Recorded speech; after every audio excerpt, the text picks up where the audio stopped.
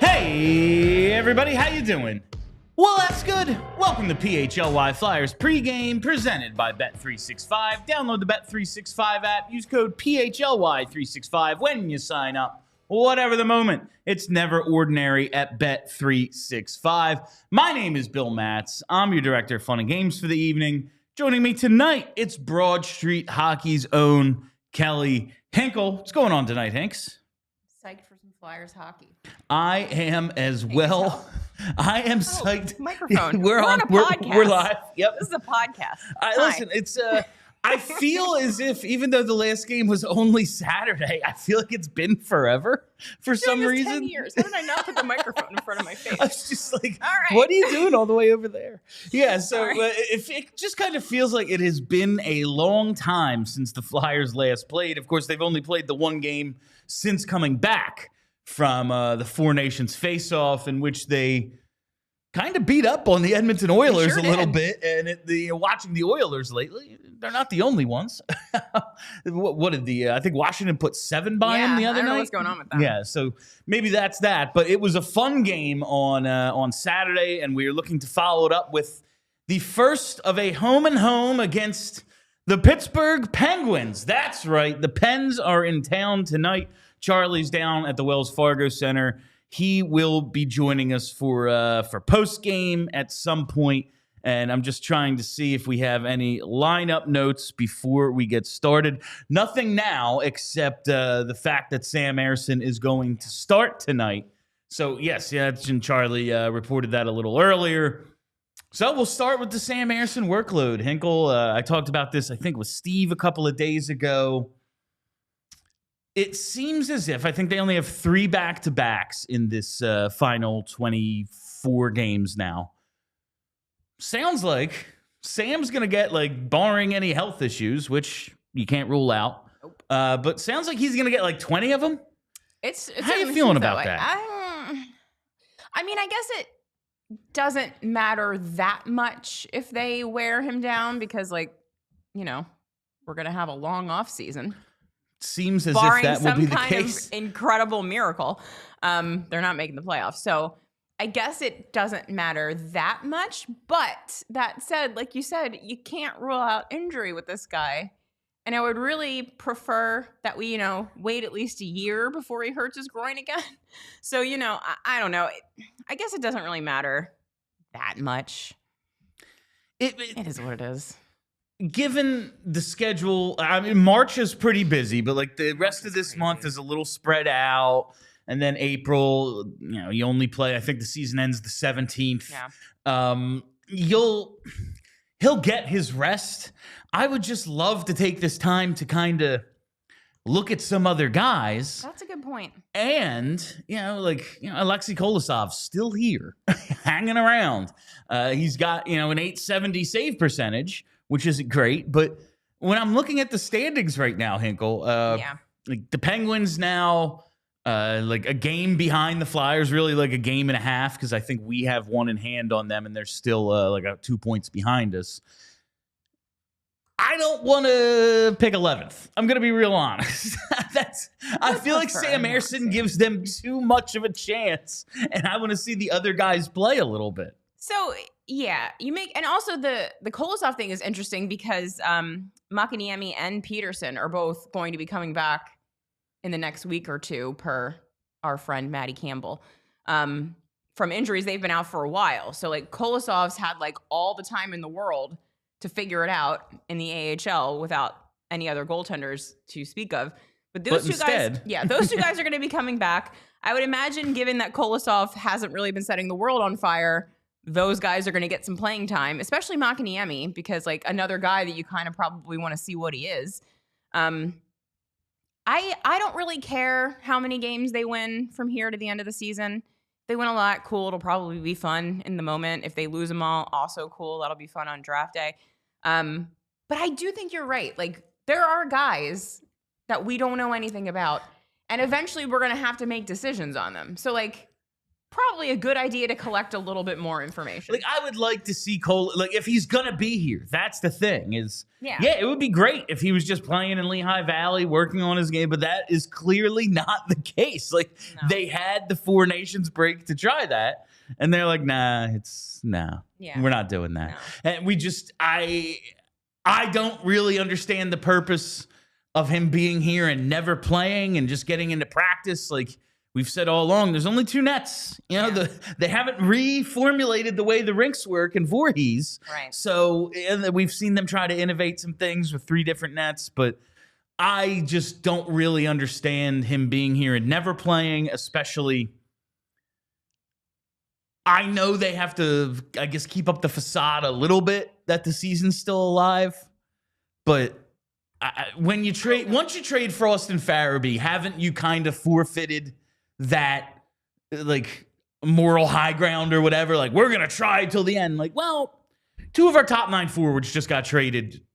Yeah, I'm gonna be honest with you. The vibe when Charlie and I were talking to folks at the carnival, please watch if you haven't yet. It was a good time. The vibe was not very playoff push like that. I don't think anyone's kidding them. Last year, I think we could talk ourselves into it. And I'm sure they were in a playoff spot. Yeah, they could talk themselves into it too, because they were in a playoff spot for a long time. They fell out. They had a chance at the end to get there if things fell their way. They blew it. But last year, you could have talked yourself into it. This year, I don't think anyone's under the misapprehension that this is a playoff team. So the problem is, and we've talked about this before, is that John Tortorella is going to try to win every game. And in his mind, that means Sam Ersson is the starter, which is probably the correct choice if you're trying to win every game. But that is one of those things where, like, maybe we need to have a talk. You know, the 3 of us collectively, the triumvirate, have a little chat about what the goals are here.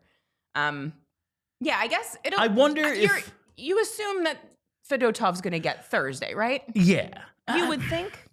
But then again, I don't know. A lot probably just depends on, like, what you get out of Sam Ersson on, like, if they hold a team to 18 shots again and he looks fine, like, why wouldn't you play that guy against a team that, no matter what, you want to beat the Penguins in the room, all that stuff.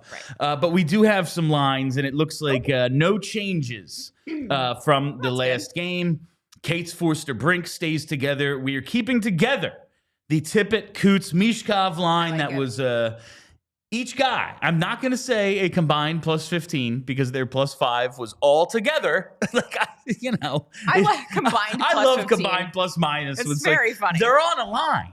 Like, of course, like, it would be weird if it wasn't the same. Each one of the pluses counts as a plus. And, like, you don't get a plus. You don't get a plus for power play or whatever. I know. Tippett, Couturier, Michkov stays together. That line was really freaking good. In, like, 10 minutes or so of ice time, they each had 2 or 3 points, and we're all plus 5. Lawton, Kuzmenko, and Konechny, just a fun chaos line that I want to see. I want to see if they gel. Kuzmenko had the power play goal in the last game. And Peltier, Paling, Hathaway is your 4th line.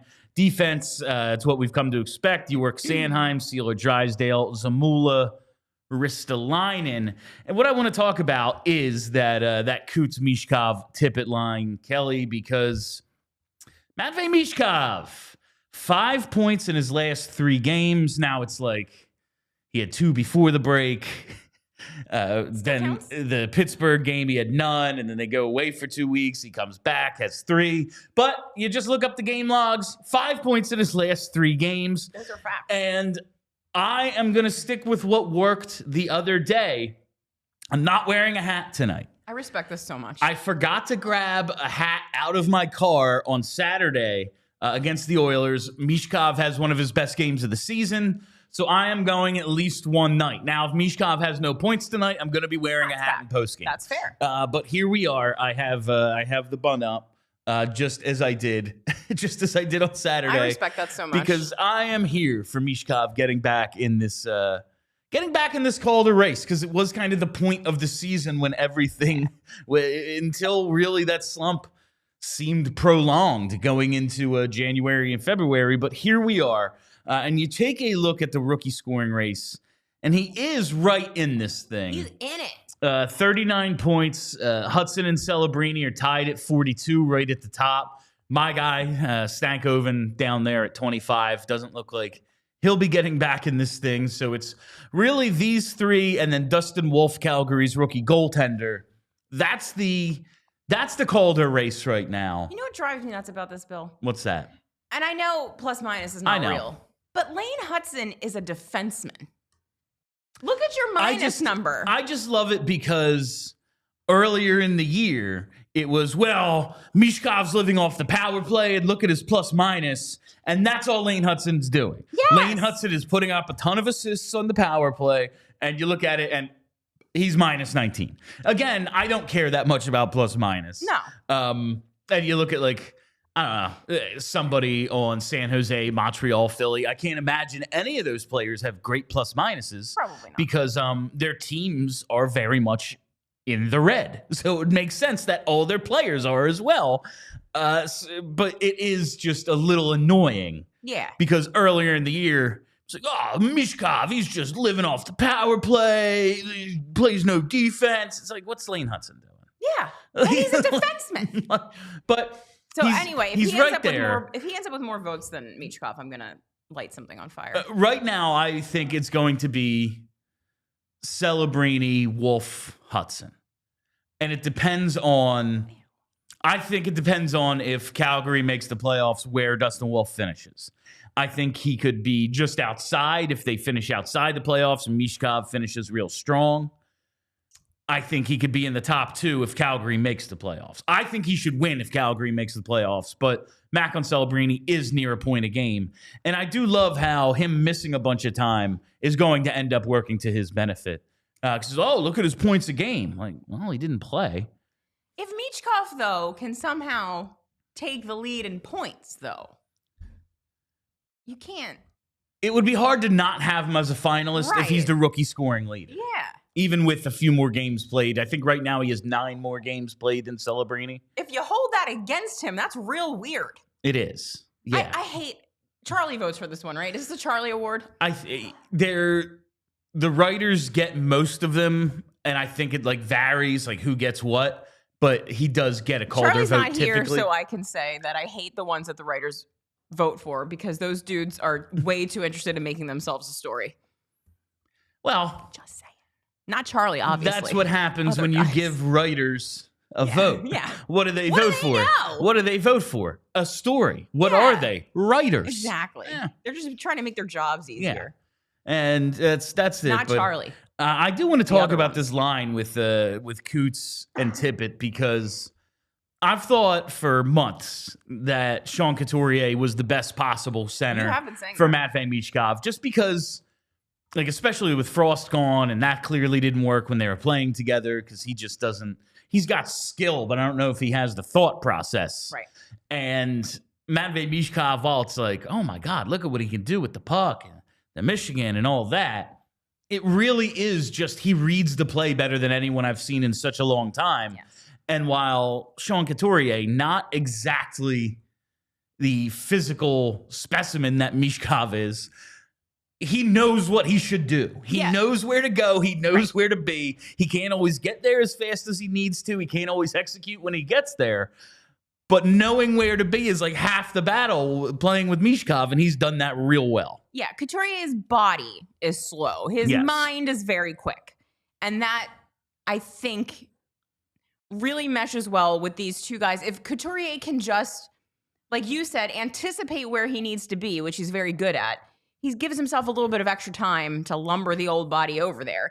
And then also, he's very good at quickly making decisions. So getting the puck to one of these two incredibly fast guys really quickly. It's a very good match just because if anyone I think is as smart hockey-wise as Michkov is, Couturier is right there with him. Yeah, it's almost like horseshoe theory. They're totally different almost. Right. And that's like, but they arrive on nearly the same conclusion. Yes. Because they're just both very smart hockey players. And then you have Tippett out there, who I don't think anyone is going to confuse with Sidney Crosby brain for the game.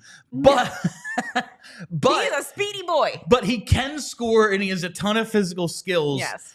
I've been like back and forth on whether these two actually fit together, Michkov and Tippett, because like they both need the puck a ton. Yeah. When Tippett's going, he's ripping 12 shot attempts in a game, Right. and you want the puck on Michkov's stick a ton. Right. How do you have both of those things when they're out there together? But as we saw in the last game, when they're on the same page and going, like, oh, nobody sees the game like Michkov, and we know Tippett can put it in the net when he's hot. Yeah. Me, brilliant hockey mind, turned to my friend Other Bill at the Oilers game when I realized that Tippett was going to be with Michkov, and I was like, oh, I don't love those two together. I wish they would have tried something else.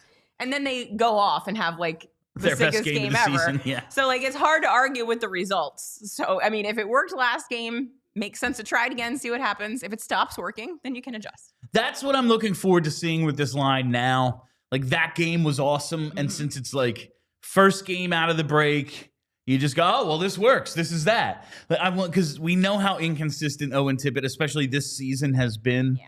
I want to know if they can capture all of that again. Now, outside of Sidney Crosby, it's not as if Pittsburgh's all that great. Again, they are like 2 points behind the Flyers in the standings. So this might be a team that you can capitalize on a little bit. But I'm just looking to see if they can string, like this line can play really, really well 3 out of 4 games or something. See if there is actually a little bit of something there. Yeah. All right. Let us now move to tonight's bets.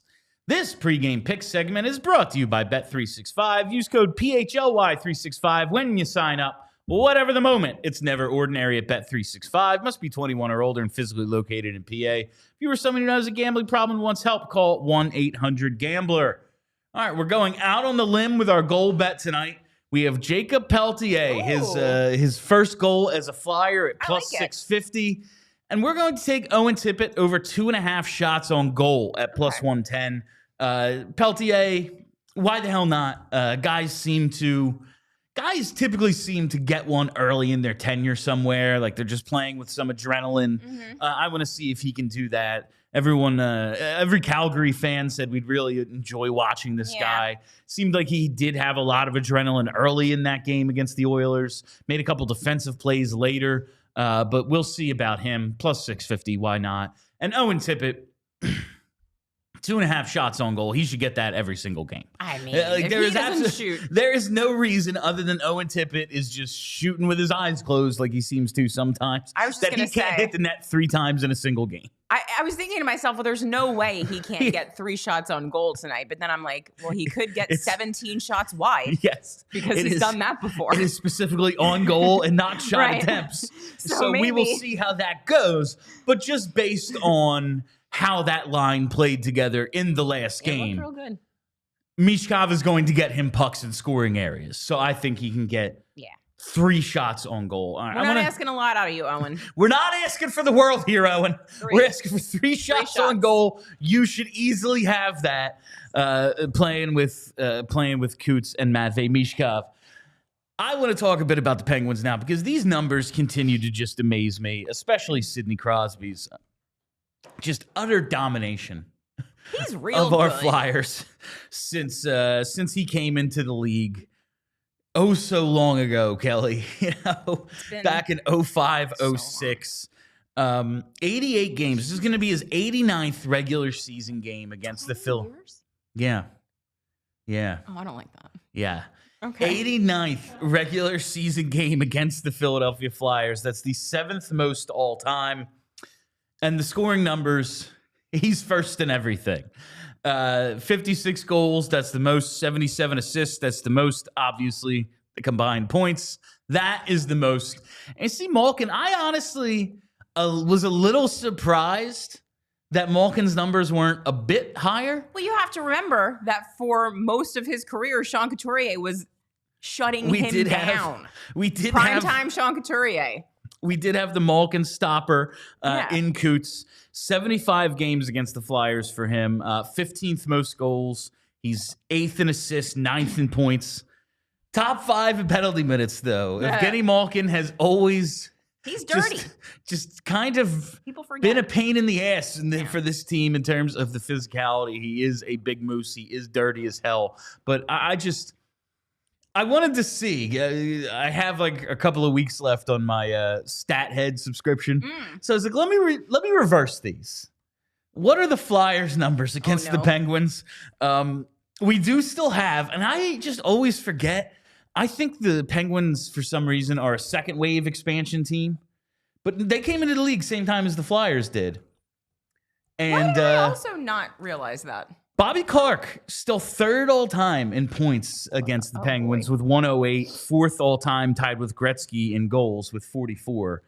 Claude Giroux, all the way down there, tied for 20th in points against the Penguins. So here's the thing. But that's it. Here's the thing, Those Bill. are our guys. And a whole bunch of dudes who spent time here, like Brendamore and Recchi, but like, I don't know, how many of those points were elsewhere? There's a reason that for most of that 20-year Sidney Crosby stretch, we hated this team. And it's because they were mostly better than us. Typically. For the length of it. So, I mean, we did beat them the one time in 2012, and it was like, the best ever. Yeah. But, yeah, you have to, I kind of respect Sidney Crosby's honoring of the rivalry. He really gets up for these games. He does. He seems to, I was wondering, because we beat them, we've played them twice already, the Flyers and Penguins, lost the game right before Christmas break, December 23rd. Lost that game, and Crosby had, I think, a goal and 4 assists, maybe a goal and 3 assists. It was either a 4 or 5 point night for him. And then I was like, how the hell did we beat them? Like, it just seems impossible. Right. And then I remembered the game right before the Four Nations break, beat them. Crosby did not play. So that's where we are tonight. I really wanted to bet the Flyers on the money line because, I don't know, I think they're just, like, Pittsburgh's kind of just cooked.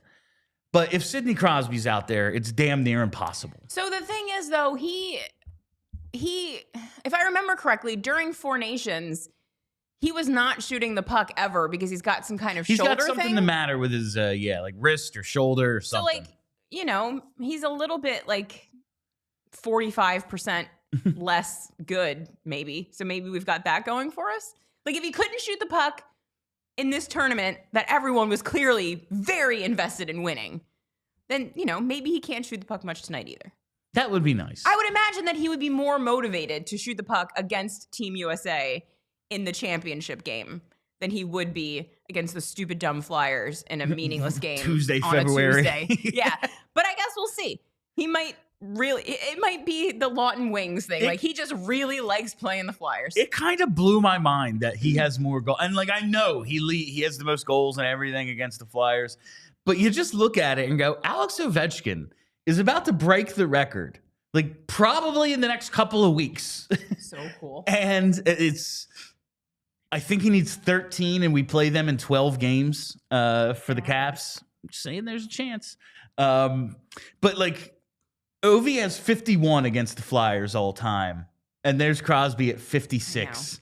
It just seems impossible, especially considering there's, like, a chunk, like a 2.5-year chunk there where Crosby's, like, missing a ton of time with concussions. Mm-hmm. And that injury Ovi had earlier this year is, like, the first extended time he's missed in his career. Yeah, Russian machine never breaks. But there he is, Sidney Crosby, still killing us. Maybe it's Michkov. Maybe we're doing this show in 20 years, Hinkle. Oh, no. I mean, what else are we going to be doing? I'm just hoping there's still society in 20 years. Like, if we're still doing the show. Big That would question mark there. If we're still doing the show, that bodes well for everything. That's true. I probably won't have anything else to do, That's so dope. why not? But, like, maybe we're doing the show in 2046 or whatever, and we're like, yeah, Matvei Michkov, the all-time leader in points against the Penguins. Wouldn't that be something? That would really be a lot of fun. I would enjoy that. Maybe he'll still be playing the way Crosby's playing. That would be nice. That would be really We'd have nice. like 4 or 5 cups in our pocket 20 years from now. 4 or 5. Yeah. Nothing, I mean, is that one every 5 years? Old hat. Yeah. It's nothing crazy. They won again. Yeah, it's just another thing. Right. Can you imagine? I can't. We're like old on Broad Street. No, that's my biggest fear. That they're never going to do it while one of my nieces is going to have to wheel me out to Broad Street to celebrate the cup. You're the okay, let's get you to bed, Grandma meme, Yes, but yes. it's going to Broad Street. Walking me on my walker out to Broad Street All to right, shotgun beers. Before we get out of here, one, I'm going to thank Kelly and Charlie for filling in at the carnival. Crazy day for me. There's one tweet where we're setting up and I'm there.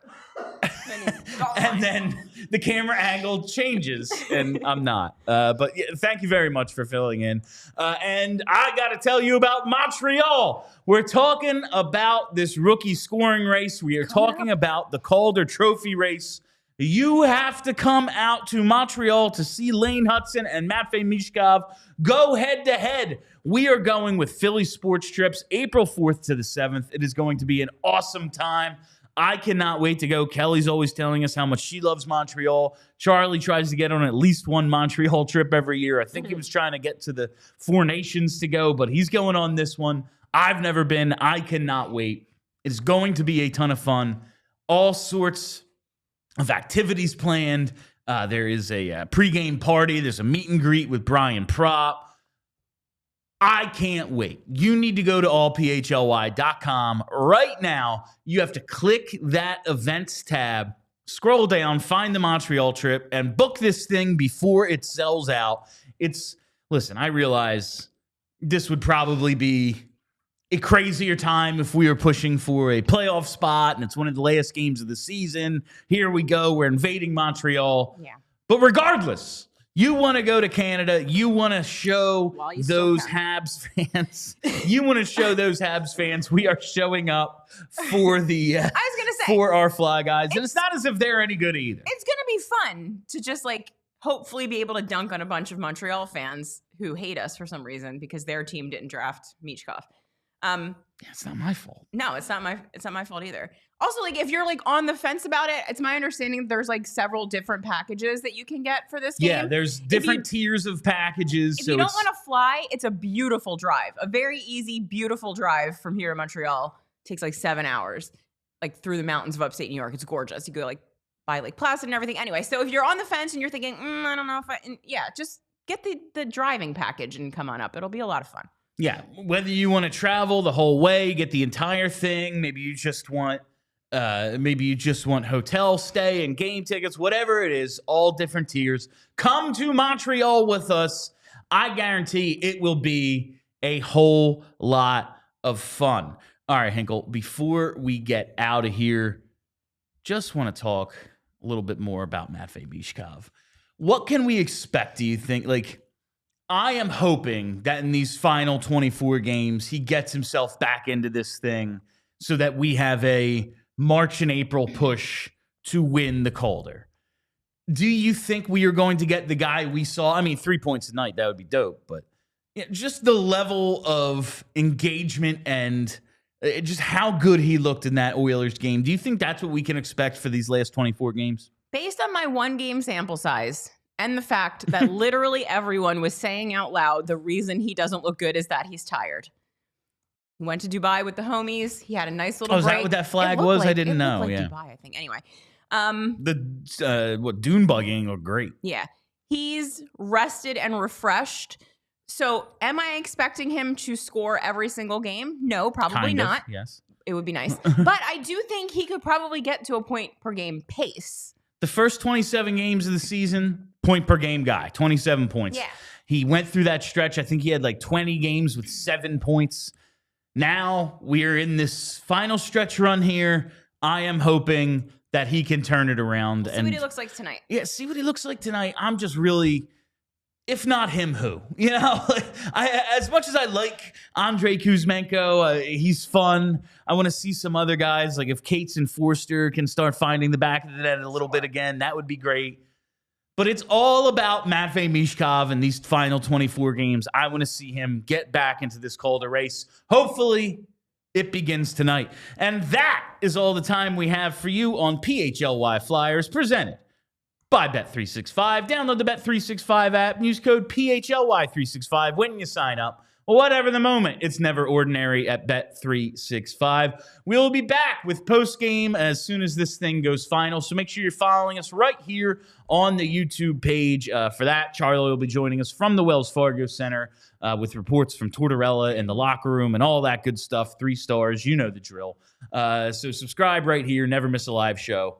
Follow us on Twitter at PHLY_Flyers. It's where I do all my in-game tweeting. And follow the podcast as well. Wherever you get those, just search PHLY Flyers. That's it for us. I am Bill Matz. That is Kelly Hinkle. Till postgame, let's go Flyers. We all silly like the mayor.